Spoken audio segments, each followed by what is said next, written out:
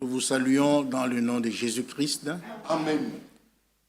Nous saluons également tous nos bien-aimés frères qui nous suivent en ligne en Jésus et au nom du Seigneur Jésus-Christ. Amen. Vous êtes là? Amen. J'espère que vous êtes dans la joie. Hein? Alléluia. Le Seigneur a dit que là où 2 ou 3 sont rassemblés en mon nom, je suis au milieu d'eux. Amen. Moi, personnellement, je crois de tout mon cœur que le Seigneur est déjà au milieu de nous. Nous avons chanté pour lui parce qu'il mérite la gloire, il mérite l'honneur, il mérite notre adoration. Maintenant, c'est le moment de l'écouter. Parce que chaque fois qu'il rassemble son peuple, c'est pour lui parler, pour lui donner des instructions. Alors, sans plus tarder, je vous invite à vous lever. Nous allons lire notre écriture dans Luc chapitre 24. Aujourd'hui, l'avion atterrit. Comme ça a été annoncé, le vendredi, nous aurons le frère Christophe. C'est confirmé? Christophe, vendredi et dimanche. Et le mardi prochain, le 27, c'est notre frère Sam Kitoko qui prendra la chair pour nous apporter la parole de Dieu. Luc 24, à partir du verset 45. Alors il leur ouvrit l'esprit afin qu'ils comprennent les Écritures. Et il leur dit, ainsi il est écrit que le Christ souffrirait et qu'il ressusciterait des morts le 3e jour, et que la repentance et le pardon des péchés seraient prêchés en son nom à toutes les nations, à commencer par Jérusalem. Vous êtes témoins de ces choses. Et voici, j'enverrai sur vous ce que mon Père a promis, mais vous, restez dans la ville jusqu'à ce que vous soyez revêtus de la puissance d'en haut. Amen. Il les conduisit jusque vers Béthanie, et ayant levé les mains, il les bénit. Pendant qu'il les bénissait, il se sépara d'eux et fut enlevé au ciel. Amen. Amen. Inclinons nos têtes pour la prière. Dieu, notre Père, Dieu Tout-Puissant, nous venons à toi ce soir pour te dire merci. Merci d'avoir conduit nos pas dans ta maison. Merci, ô Dieu Tout-Puissant, de nous avoir rassemblés encore ce soir autour de ta parole. Toi, tu as dit que là où 2 ou 3 sont rassemblés en ton nom, tu es au milieu d'eux. Amen. Sois au milieu de nous. Nous croyons que tu es déjà au milieu de nous et que tu vas nous parler, Seigneur Tout-Puissant. Bénis mon frère, bénis ma soeur, bénis la bouche qui va parler. Amen. Oh Dieu, bénis tous ceux qui nous suivent même en ligne. Bénis-nous, conduis-nous, Seigneur Dieu, au nom de Jésus-Christ, t'avons ainsi prié. Amen. Amen. Vous pouvez vous asseoir. Ça fait maintenant 1 mois que nous sommes en train de parler sur les 3 étapes du salut. La justification, la sanctification et le baptême du Saint-Esprit. Nous avons tous le désir d'aller au ciel. Nous avons tous le désir d'être enlevés un de ces jours. Parce que nous croyons que Jésus-Christ revient bientôt. Et nous croyons que Jésus-Christ ne ment jamais. Il n'a jamais menti. Il ne mentira jamais. Parce que tout ce qui sort de la bouche est la vérité. Et lui-même a dit, je suis la vérité, la vie et le chemin. Je suis le chemin, la vérité et la vie. Comprenez-moi, on commence à vieillir, on oublie certaines choses. Donc, il est le chemin, la vérité et la vie. Donc, tout ce qui sort de sa bouche est la parole de Dieu. Lui-même, il est la parole. Dieu et sa parole sont une seule et même chose. Donc, il a promis de revenir, de venir chercher son épouse. Il a envoyé un message qui nous aide à nous préparer à son retour. Donc, nous sommes en train de nous préparer. Et lui, lorsqu'il reviendra, il ne viendra pas chercher ceux qui seraient en train de se préparer, mais il viendra chercher ceux qui seront prêts. Amen. Donc, ceux qui auront pris les choses au sérieux, ceux qui auront respecté sa parole, ceux qui auront pris à cœur son retour. C'est vraiment important. Alors, pour participer à l'enlèvement qui aura bientôt lieu, le message du temps de la fin que le prophète Branham nous a apporté nous enseigne clairement qu'il faut absolument passer par ces 3 étapes. C'est-à-dire la justification, la sanctification et le baptême du Saint-Esprit. Quand on n'est pas passé par là, l'enlèvement, il faut l'oublier. Le royaume de Dieu, il faut l'oublier. Il faut passer par ces 3 étapes pour être enlevé un jour. Nous avons déjà vu beaucoup de choses là-dessus. Aujourd'hui, je voudrais insister sur un point, sur ce qui caractérise un véritable chrétien, un véritable élu, un vrai enfant de Dieu, un véritable élu de Dieu a 2 choses qui doivent le suivre. C'est-à-dire la foi et l'obéissance à la parole de Dieu. La foi, c'est-à-dire qu'il faut croire à toute la parole de Dieu. Amen. La Bible dit dans Hébreux chapitre 11 que, or, sans la foi, personne ne peut lui être agréable. Pour être agréable à Dieu, il faut croire. Amen. Pas croire une partie, mais croire toute la parole de Dieu. Amen. Parce que l'homme ne vivra pas de pain seulement, mais il vivra de tout ce qui sort de la bouche de Dieu. Toute la parole de Dieu. Croire à toute la parole de Dieu et obéir à toute la parole de Dieu. Ça, c'est vraiment important. 1 Samuel chapitre 15. Ce sont des choses que vous connaissez déjà, que nous continuons à répéter, à revenir, à répéter, parce que pour nous, cela est salutaire. Dans 1 Samuel chapitre 15, verset 22, Samuel, vous connaissez l'histoire. Samuel dit, « L'Éternel trouve-t-il du plaisir dans les holocaustes et le sacrifice, comme dans l'obéissance à la voix de l'Éternel? Voici, l'obéissance vaut mieux que le sacrifice, et l'observation de sa parole vaut mieux que la graisse des béliers. Car la désobéissance, parce qu'il y a deux paires de souliers, il y a la foi et l'obéissance. Ça marche ensemble.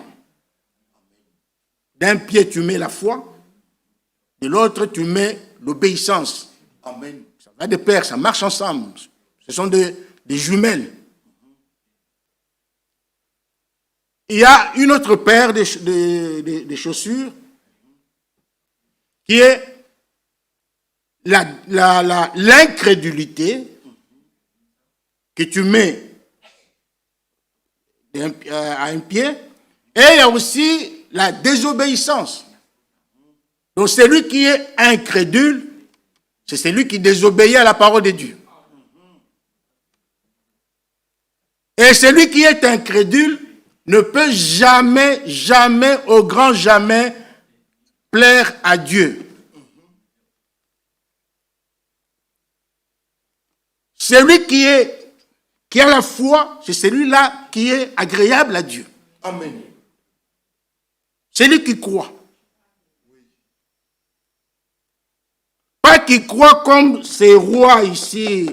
Si vous lisez à partir du verset 1er, dans 1 Samuel chapitre 15, vous verrez l'histoire, vous lirez l'histoire qui est là.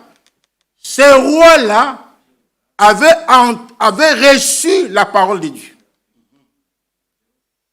Comme nous aussi, nous avons reçu la parole de Dieu en cet âge. Un prophète est venu avec un message. Nous l'avons reçu. Ce roi-là, Dieu lui avait aussi envoyé un prophète, Samuel, avec un message. Mais cet homme, ce roi ici, a observé une partie de la parole et a rejeté une autre partie. Il n'a pas observé toute la parole de Dieu. Et cela n'a pas plu à Dieu. Dieu n'a pas aimé ça. Et c'est ce qu'il fait encore aujourd'hui.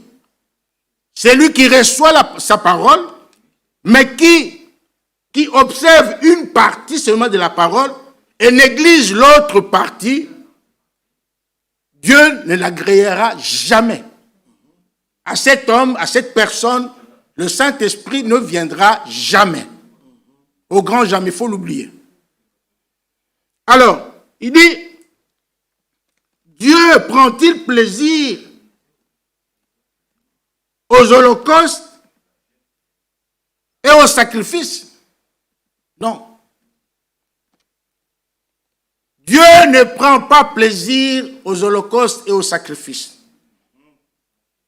Dieu prend plaisir à l'obéissance de sa parole. Amen. Amen. Tu peux amener tout ce que tu as dans ta maison et tu apportes ça à l'église.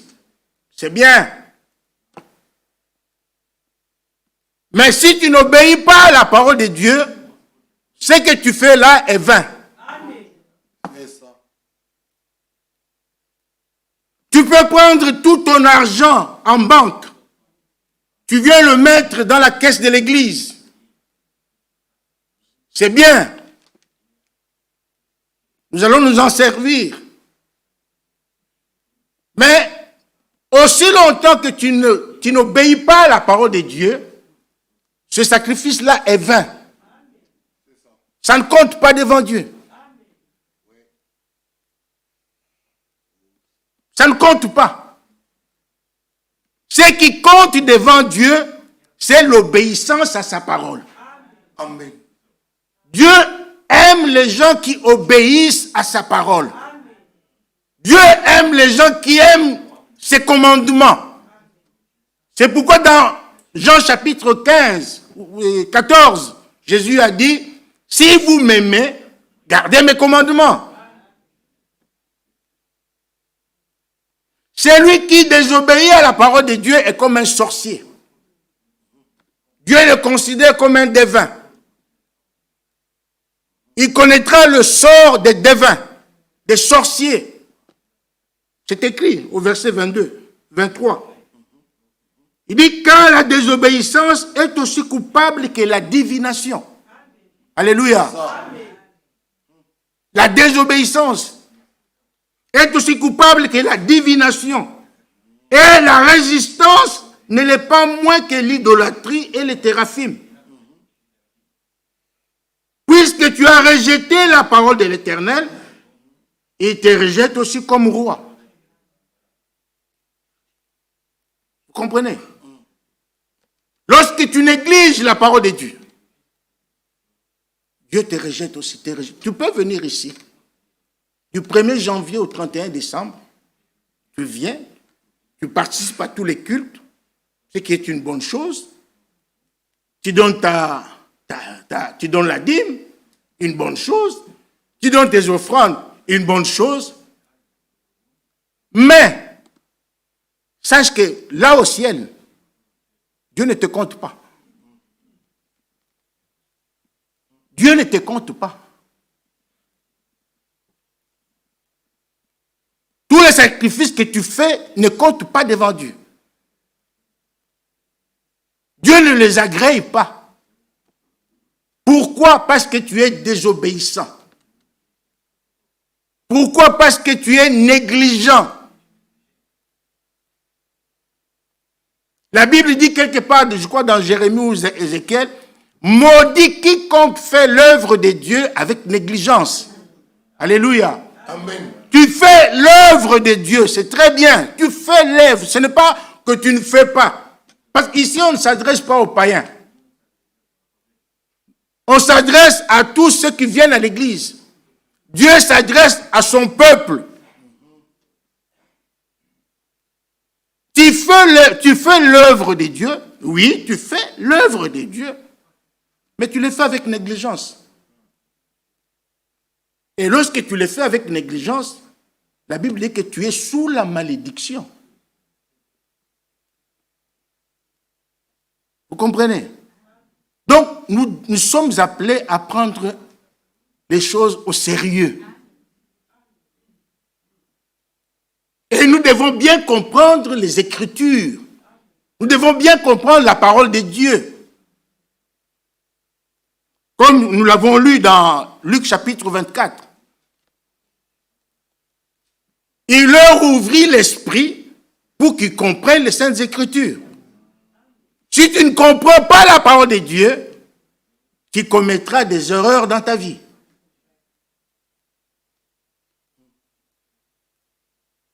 Tu commettras des erreurs dans ta vie.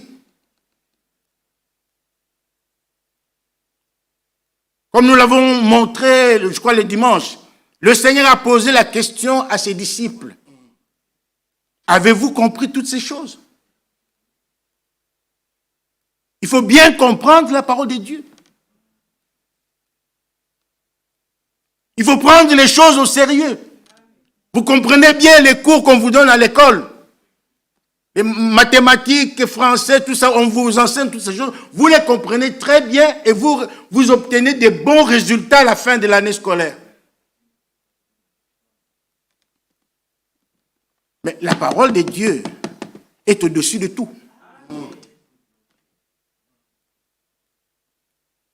La parole de Dieu est au-dessus de tout. Les études resteront. Les diplômes vont rester. Toutes ces choses vont rester. Le ciel et la terre passeront, mais mes paroles ne passeront jamais, a dit Jésus. Amen. Donc, prenons les choses vraiment au sérieux. La foi et l'obéissance, ça doit nous suivre. Ça doit nous caractériser. Ça doit nous coller. Du matin au soir, ça doit nous accompagner dans nos activités, dans tout ce que nous faisons. La foi et l'obéissance doivent être là. Croire à toute la parole de Dieu et lui obéir. Vous comprenez? Partout où vous allez, ne perdez jamais votre identité. Ne perdez jamais votre identité. Un vrai citoyen, c'est celui qui a sa carte d'identité dans sa poche. Un vrai citoyen. Un vrai chrétien, c'est celui-là, il lui aussi a sa carte d'identité. Il sait que je suis chrétien. Partout où je vais, je suis chrétien. Amen. Je me retrouve au Japon, je suis chrétien. Je vais en Chine, je suis chrétien.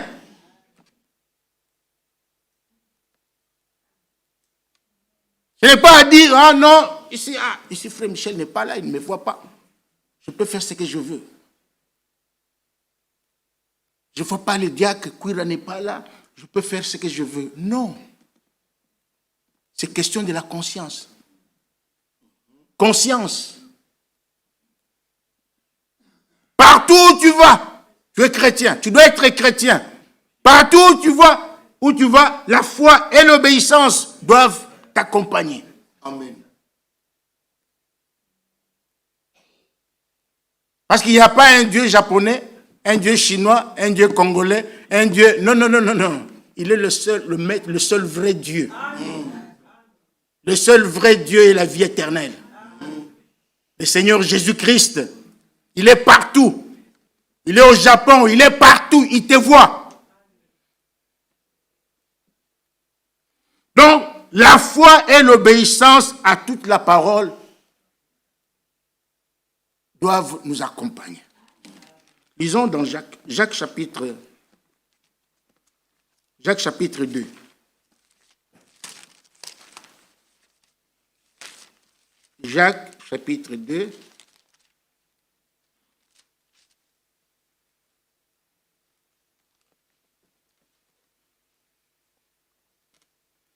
Lisons à partir du verset 14.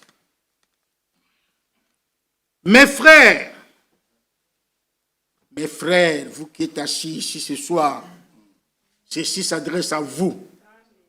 Mes frères, que sert-il à quelqu'un de dire qu'il a la foi s'il n'a pas les œuvres? Ça sert à quoi? Tu dis que j'ai la foi. Mais cette foi n'est pas accompagnée des œuvres. C'est une foi inutile.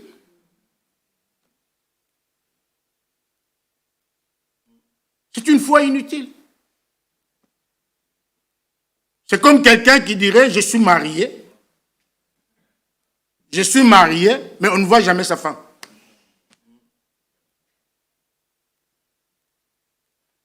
Je suis marié, mais on ne voit jamais son mari.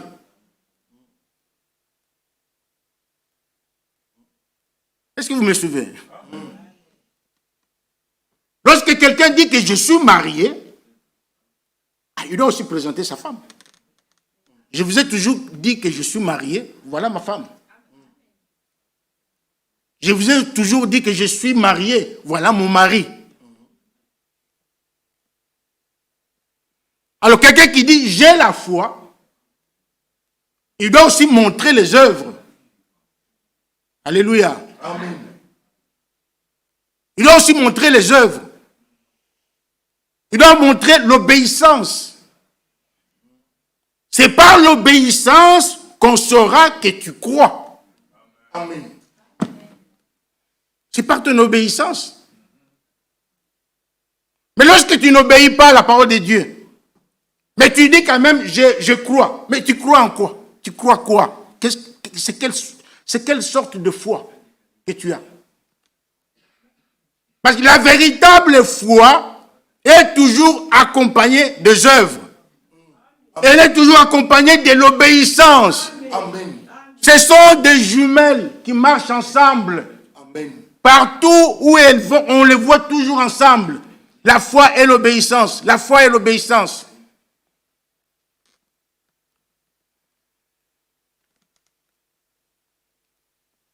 Vous voyez? Cette foi peut-elle les sauver? Verset 14. Verset 15. Si un frère ou une sœur sont nus et manquent de la nourriture de chaque jour, et que l'un d'entre vous leur dise, allez en paix, chauffez-vous et rassasiez-vous, et que vous ne leur donniez pas ce qui est nécessaire au corps, à quoi sert-il? À quoi cela sert-il? Et écoutez le verset 17. Il en est ainsi de la foi. Si elle n'a pas les œuvres, elle est morte en elle-même. Amen. Amen.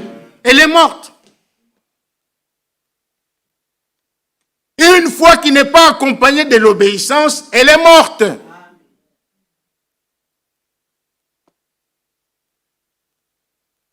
On doit voir ta foi par les œuvres, par ton obéissance.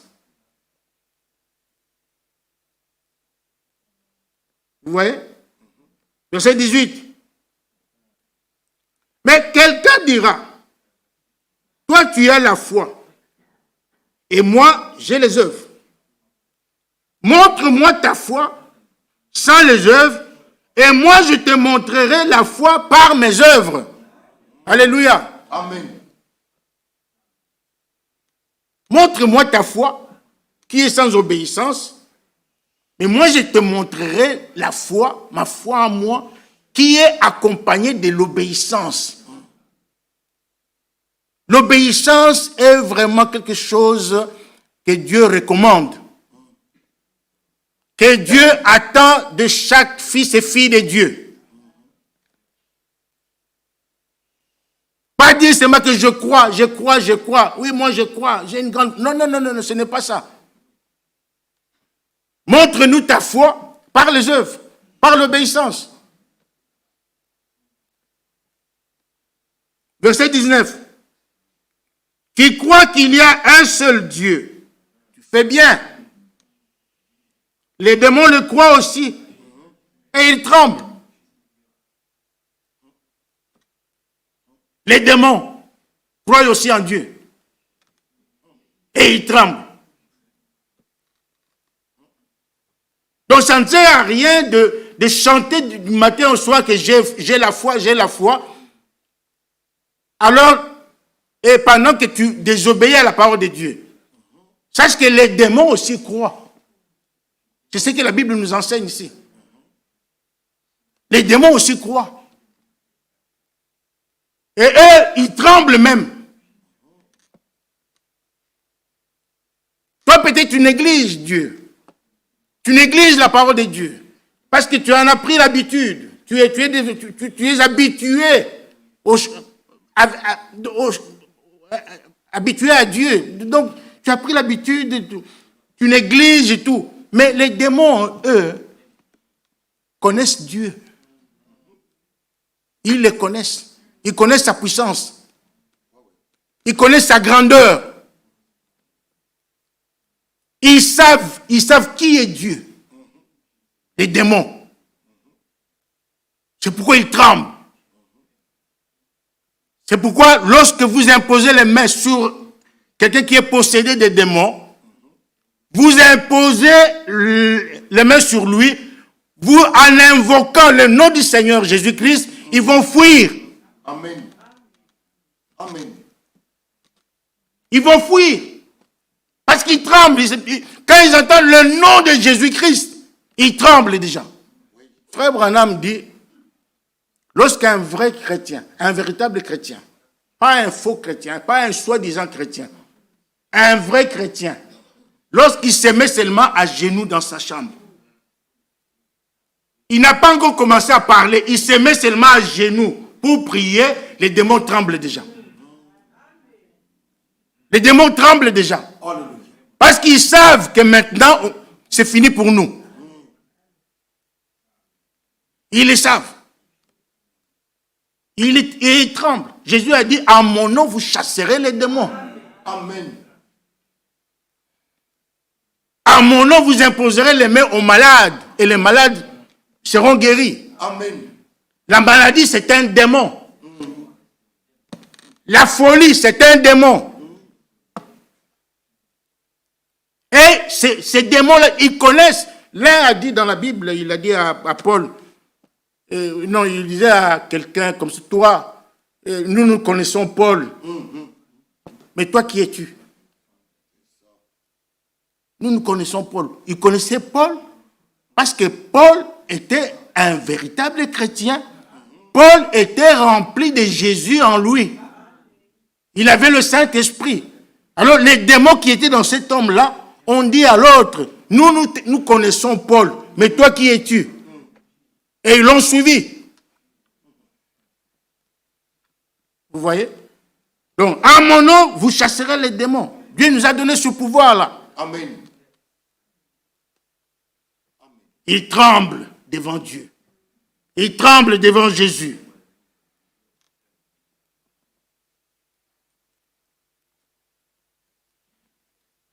Verset 20. Veux-tu savoir, ô homme vain,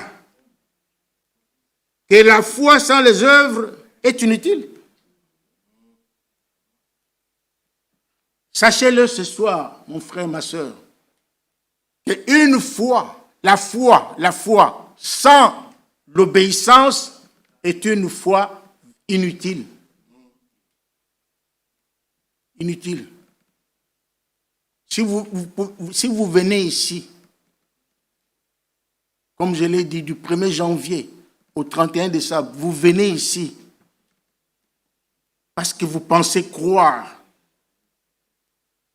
Mais si vous n'obéissez pas à la parole de Dieu, vous faites un travail inutile. Est-ce que vous comprenez cela? Vous faites un travail inutile.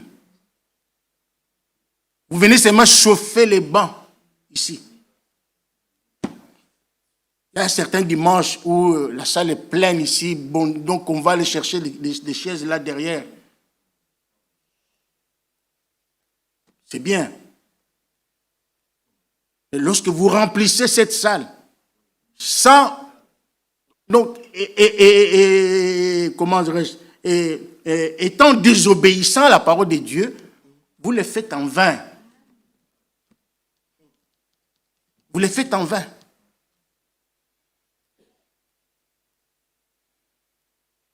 Autant rester à la maison que de venir ici. Parce que Dieu cherche des hommes et des femmes obéissants.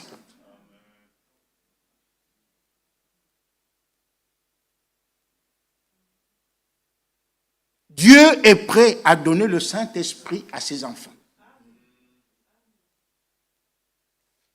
Nous l'avons dit dimanche, aujourd'hui, même ce soir. Si tu es vraiment disposé dans ton cœur, le Saint-Esprit peut descendre sur toi. Si tu crois vraiment. Dieu n'a pas besoin des aventuriers. Des hommes et des femmes aventuriers qui négligent sa parole, qui rejettent sa parole. Dieu n'en a pas besoin. Des gens qui aiment le monde. Des gens qui aiment les choses du monde. Qui sont amoureux des choses du diable. Tu peux dire que moi je n'aime pas le diable, c'est pas moi, non, moi le diable, non. Oui. Ça, ce sont des paroles. Mais lorsque nous voyons ce que tu fais, la vie que tu mènes, les choses qui sortent de ta bouche, les choses que tu entends, nous comprenons que tu aimes le diable, que tu aimes encore le monde, que tu es encore attaché aux choses du monde. C'est clair, nous le voyons. Parce que la foi et l'obéissance marchent ensemble. C'est lui qui a réellement coupé le pont, totalement le pont avec le monde, nous le voyons, nous voyons cela. Amen. Parce qu'il faut un jour qu'on arrive à couper le pont. Le pont qui te relie au monde, il faut le couper.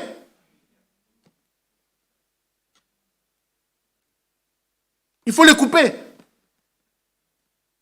Parce que celui qui aime encore le monde et les choses qui sont dans le monde, qu'il sache ce soir qu'il s'est fait ennemi de Dieu lui-même.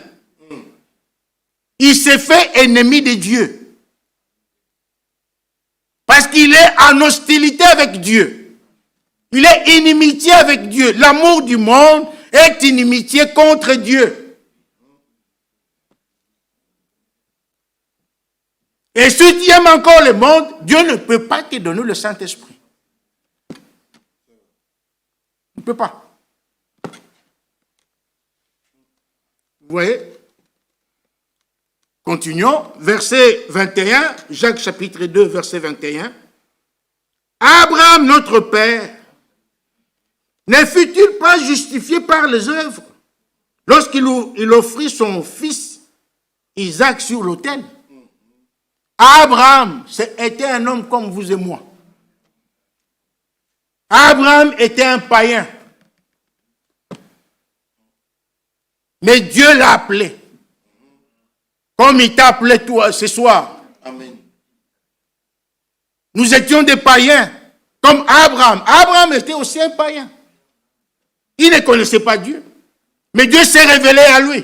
Alléluia. Amen. Dieu s'est révélé à lui. Amen. Il l'a appelé. Et il lui a donné sa parole. Et il lui a dit, va, prends ton fils, ton unique, amène-le sur la montagne que je te montrerai. Et là, à la montagne là, offre-le-moi. Offre-moi ton fils, ton unique. Ton unique. Dieu n'a pas regardé à Ismaël, non. Il a regardé à sa promesse. Au fils de la promesse. Ton unique. Amen. Abraham n'a pas raisonné. Abraham n'a pas discuté avec Dieu. Abraham ne s'est pas posé des questions. Comment Dieu, ça c'est pas... Comment Dieu peut me demander de lui offrir mon fils, mon unique, que j'ai eu dans ma vieillesse? Non. Il n'a pas réfléchi 2 fois. Qu'est-ce qu'il a fait? Il a obéi à la parole. Il a obéi à Dieu. Il a pris l'enfant, il l'a amené jusqu'à la montagne. Il a lié son enfant, son unique, il a pris le couteau et il était sur le point d'égorger son fils. Et puis une voix retentit du haut des cieux. Amen. Alléluia. Amen. Il dit, maintenant je vois. Amen. Maintenant je comprends que tu m'aimes. Maintenant je comprends que tu crois en moi. Maintenant je vois que tu m'obéis. Et c'est ce que Dieu aimerait dire à chacun de nous ce soir. Amen. Je vois que tu crois en moi. Maintenant, je vois que tu m'aimes. Et Dieu ne s'est pas arrêté là. Dieu l'a récompensé. Amen. Alléluia. Amen. Il l'a récompensé. Si tu crois comme Abraham, si tu obéis comme Abraham, Alléluia. ta récompense sera grande. Amen. Amen. Ta récompense sera grande. Parce que Dieu est il est un bon rémunérateur. Que celui qui s'approche de Dieu croit que Dieu existe. Amen. Et qu'il est le rémunérateur de ceux qui le cherchent. C'est un bon payeur. C'est mon mari, c'est un mari capable. Alléluia. Il est capable. Il est capable ce soir de résoudre ton problème qui t'accable. Il est capable de tout te donner ce soir. Alléluia. Tout ce dont tu as besoin, ce soir, Dieu est capable de te le donner. Gloire à Dieu. Mais il faut croire. Il faut croire et obéir à sa parole.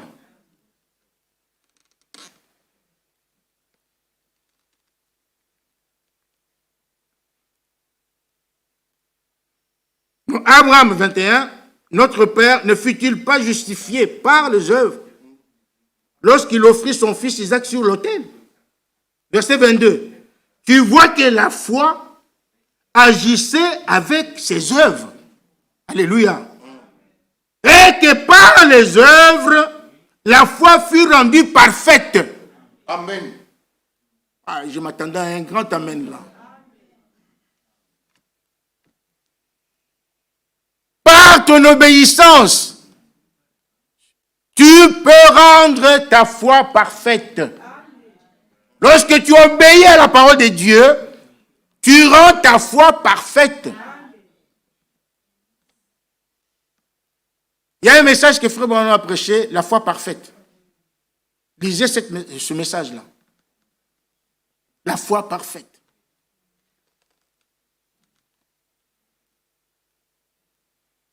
Donc, la foi agissait avec ses œuvres. La foi agit avec l'obéissance. Alléluia. Amen. Si tu obéis, tu rends ta foi parfaite. Tu rends ta foi agréable à Dieu. Amen. Si tu obéis à la parole de Dieu, tu attires l'amour de Dieu. Alléluia. Tu attires l'amour de Dieu envers toi. Tu attires ses bénédictions. Dieu peut même te donner certaines choses dans ta vie. Il te les donne comme ça. Tu n'as pas prié, mais il te les donne. C'est vrai. Alléluia. C'est vrai, hein? Tu n'as pas prié pour ça, mais Dieu te les donne.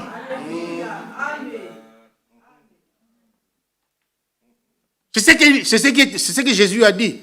Cherchez premièrement le royaume des cieux et sa justice, et le reste vous sera donné par-dessus.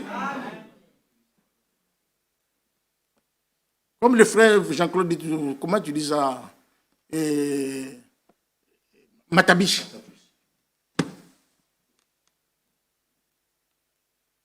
C'est comme quelqu'un qui va dans un magasin. Il achète des histoires, il achète beaucoup de choses. Et après, il paye, il donne vraiment. Maintenant, le commerçant est vraiment content. Il prend quelque chose, et, je ne sais pas, quelque chose, un petit cadeau. Vous comprenez? Cherchez premièrement le royaume de Dieu. Le reste, c'est rien pour Dieu. Le reste, c'est le royaume de Dieu et sa justice. C'est le Saint-Esprit de Dieu, le baptême du Saint-Esprit. Lorsque vous l'avez en vous, vous avez le royaume de Dieu.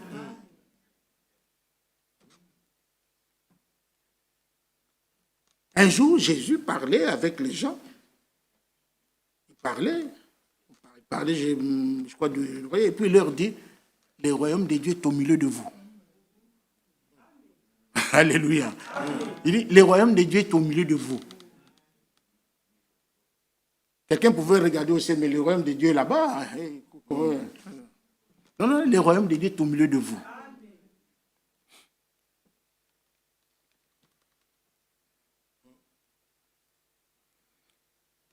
Verset 23. Ainsi s'accomplit ce que dit l'Écriture. Abraham crut à Dieu et cela lui fait imputer à justice et il fut appelé ami de Dieu. Oh. Dieu a appelé Abraham son ami. Amen. Amen. Le Dieu du ciel, le créateur des cieux et de la terre, appelle un pécheur comme toi et moi ami de Dieu. Alléluia. Mais vous ne trouvez pas que c'est vraiment grandiose? Le Dieu du ciel, le Dieu, le Tout-Puissant, il t'appelle toi, ami, mon ami. Il a appelé Abraham ami. Il a traité Abraham d'ami, donc c'est son ami. Pourquoi? Parce que Abraham avait la foi et l'obéissance à toute la parole de Dieu. Amen. La vraie foi ne raisonne pas. Non, elle ne raisonne pas. Amen. La foi ne réfléchit pas. C'est pourquoi la véritable foi vient dans le cœur. Amen. C'est dans le cœur. Mon fils, donne-moi ton cœur. Amen. Dieu a besoin de ton cœur pour qu'il y place la véritable foi. Amen. Dieu appelle Abraham mon ami. Aujourd'hui, il veut aussi t'appeler mon ami. C'est le même Dieu. La Bible dit, reconnaissez que ce sont c'est ceux qui ont la foi qui sont fils d'Abraham. Nous sommes fils d'Abraham par la foi en Jésus-Christ.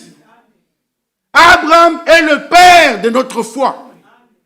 Il est notre père dans la foi. Vous voyez? Et nous sommes appelés fils d'Abraham lorsque nous croyons en Jésus-Christ. Pas lorsque nous faisons semblant de croire. Lorsque nous croyons réellement, selon les Saintes Écritures, nous croyons en Jésus-Christ et nous lui obéissons, nous devenons fils d'Abraham. Dieu a besoin de la foi et de l'obéissance. Pas la foi seulement, mais aussi l'obéissance.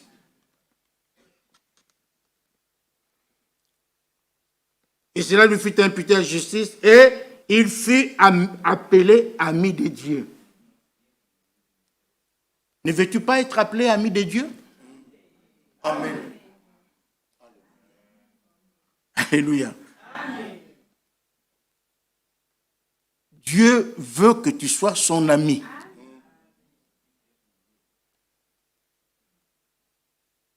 Un jour, là aux États-Unis, Frère Branham était à la chasse. Il s'est retrouvé dans la brousse. Dieu dit à Frère Branham, nous allons faire une petite promenade. Frère Branham traitait avec Dieu comme c'était son ami. Et ils marchaient ensemble. Parlaient Dieu avec Branham. Ne prenez pas Branham pour un super-homme. Hein. Non, ce n'était pas un super-homme. Branham était de la même nature que vous et moi. Il a aussi été sauvé par la grâce. Mais Dieu s'est révélé à lui. Dieu est devenu son ami. Ils marchaient ensemble. Mais attention, même si Dieu devient ton ami, lorsque tu désobéis à sa parole, il te frappe. Il te frappe. C'est pourquoi nous disons toujours, ne vous habituez pas à Dieu. C'est notre ami. Il te respecte, il t'aime parce que tu respectes sa parole. Tu marches ensemble. La Bible dit dans 2 Chroniques, chapitre 15, je pense, que si tu abandonnes ma parole, moi aussi je t'abandonnerai. Vous voyez? Dieu veut marcher avec toi. Il veut être ton ami, son ami. Il veut que vous soyez des amis. Moi, je trouve ça, ça me dépasse. Ça me dépasse. Non, Dieu aime l'homme. Il nous aime. Sinon, il aurait tué Adam et refait un autre homme. Mais il ne l'a pas fait. Mais il a aimé. Il a pardonné ses péchés. Il a pardonné ses iniquités. C'est ce qu'il fait encore en chacun de nous. Il nous pardonne, il nous aime. Il nous pardonne, quelles que soient les fautes que nous commettons, quels que soient les péchés que nous commettons, Dieu nous aime. Amen. Il nous aime comme ça, il nous aime. Et c'est un amour inconditionnel. Amen. Il ne réfléchit pas 2 fois. Malgré le péché que tu commets, Dieu t'aime. Amen.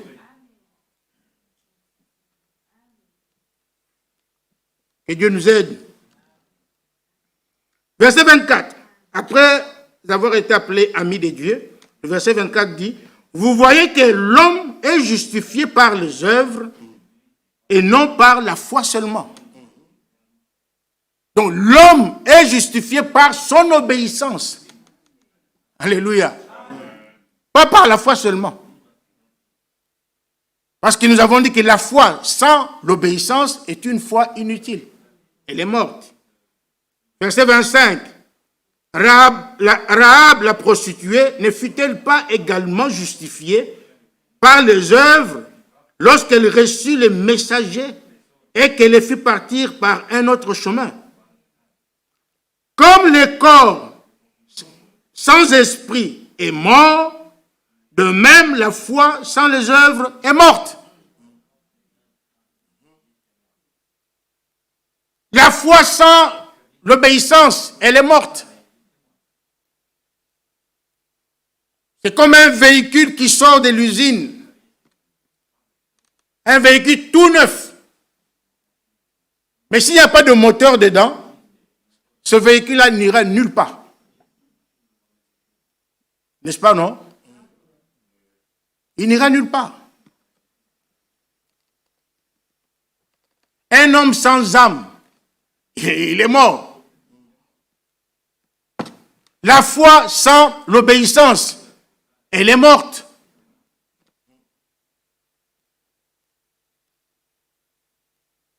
Ça, c'est ce que je voulais partager avec vous ce soir. La justification par la foi. Il faut d'abord croire. Lorsque tu as cru réellement en Jésus-Christ, Dieu te justifie. Il t'accepte dans sa présence. Il t'accepte dans son royaume. Il agrée ta foi en la couronnant par le Saint-Esprit.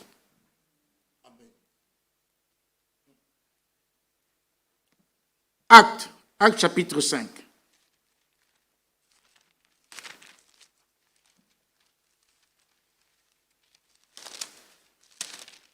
Actes chapitre 5, verset 29. Ici, il s'agit des disciples qui étaient éprouvés, qui étaient dans des tribulations.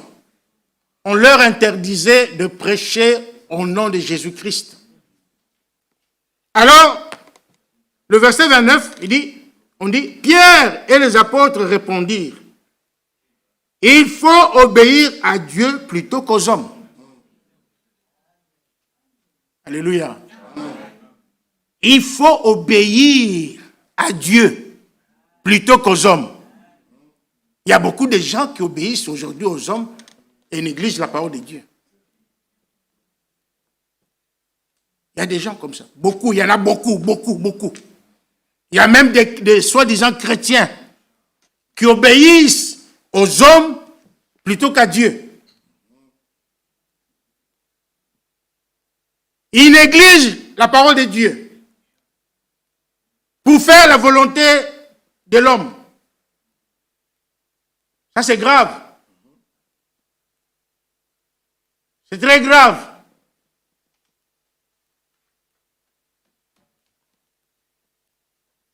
Même si c'est mon père, même si c'est ma mère qui me dit de faire quelque chose qui est contraire à la parole de Dieu, non.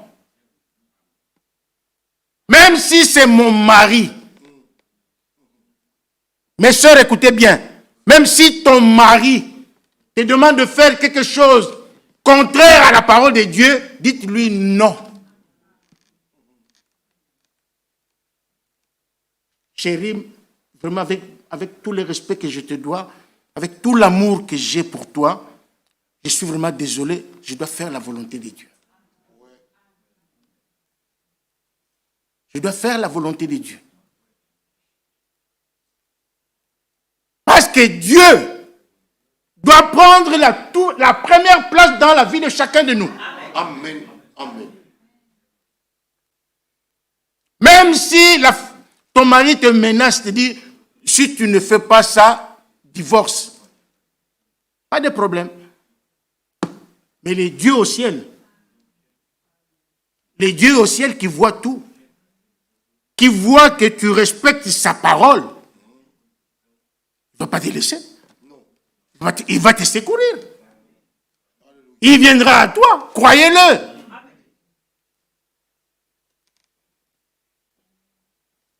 Un homme qui dit à sa femme, la femme lui demande quelque chose. Oui, bon chérie, bon ça va, bon, allons-y. Mais tu es conscient, tu sais que c'est contraire à la parole de Dieu. Tu le fais quand même. Tu es maudit. Tu es maudit.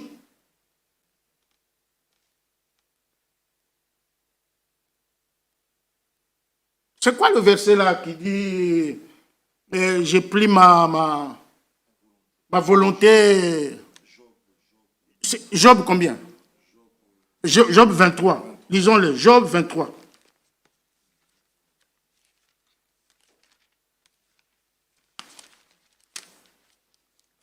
Job 23, verset... verset 12. Commençons au verset 11. Mon pied s'est attaché à ses pas. Amen. Mon pied s'est attaché à ses pas. Amen. J'ai gardé sa voix. Amen. Et je ne m'en suis point détourné. Amen. Je n'ai pas abandonné les commandements de ses lèvres. J'ai fait plier ma volonté aux paroles de sa bouche. Amen. Alléluia. J'ai fait plier ma volonté aux paroles de sa bouche. Voilà un vrai chrétien.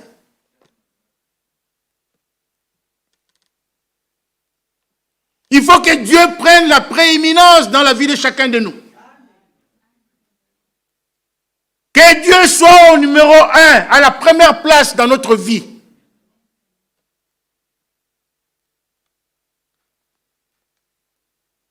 Vous voyez? Donc il dit, il faut obéir à Dieu plutôt qu'aux hommes. Je vais bientôt terminer. Verset 30.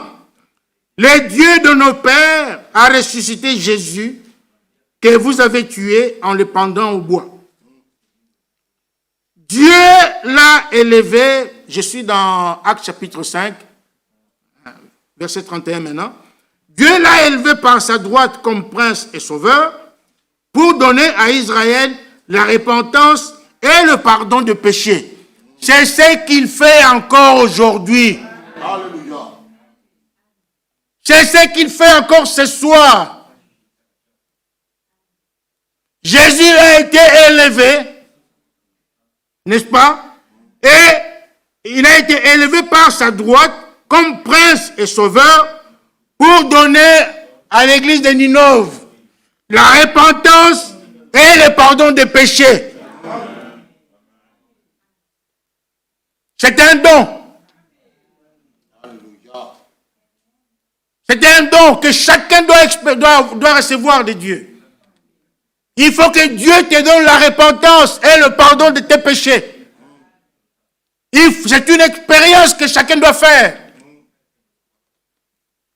Repentez-vous et convertissez-vous pour que vos péchés soient effacés.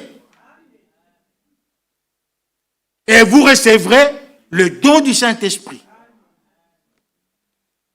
Et le Saint-Esprit vous introduira dans le corps de Christ, dans le corps mystique de Jésus-Christ, là où il y a des dons spirituels. Il y a des ministères, 5 ministères sont dedans, 9 dons spirituels sont dedans, pour l'église, pour l'édification. Mais quand le Saint-Esprit vient en toi, il y a aussi 9 vertus qui doivent se manifester dans ta vie. Alléluia. L'amour, la joie, la paix, et la bienveillance, ainsi de suite. On doit les voir. On doit les voir. Le véritable amour, on doit les voir. Romains 5 nous dit que l'amour de Dieu a été déversé dans nos cœurs par le Saint-Esprit qui nous a été donné. Alléluia. On doit voir ces choses dans notre vie. Sinon, nous perdons notre temps. Nous perdons notre temps. Si nous ne recevons pas le Saint-Esprit, nous perdons notre temps.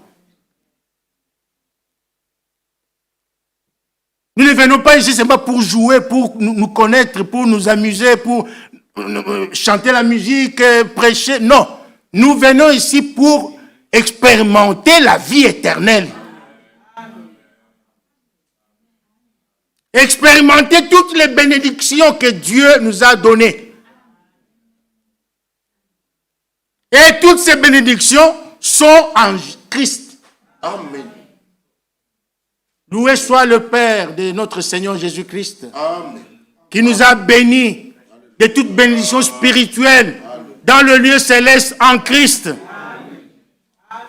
Alléluia. Gloire à Dieu. Nous devons faire ces expériences, mes frères et sœurs. Ce n'est pas en vain que Dieu nous a donné ce message. La justification, la sanctification, le baptême du Saint-Esprit, nous devons les expérimenter. Ce sont nos richesses, c'est pour nous. Et enfin, pour terminer, le verset 32. Nous sommes témoins de ces choses. Amen. Alléluia.